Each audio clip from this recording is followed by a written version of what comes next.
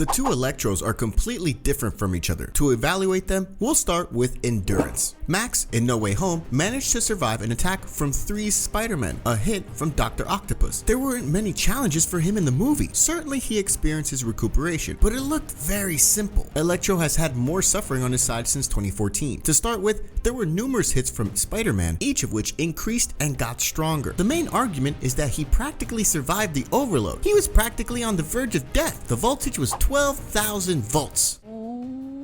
I guess you want to make a comment that they are the same characters. Pay attention. Dillon wasn't acting so confident and his appearance is drastically different. If you disagree, I look for your opinion in the comments.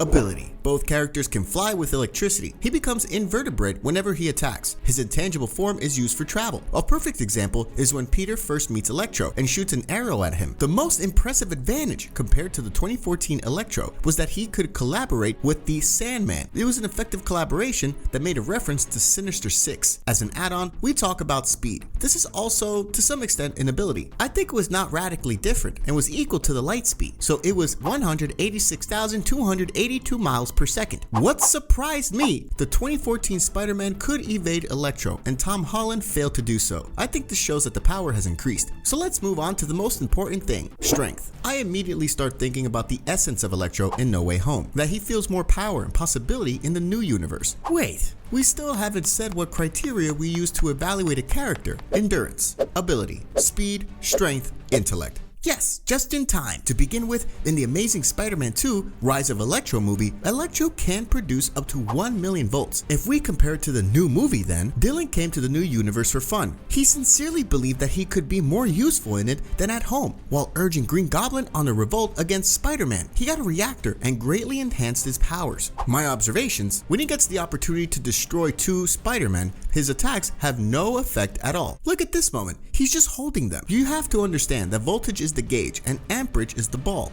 Consequently, the more amperage is resisted, the more and faster the heating and pushing of electricity occurs. If the resistance is too strong and too sudden, the object may explode.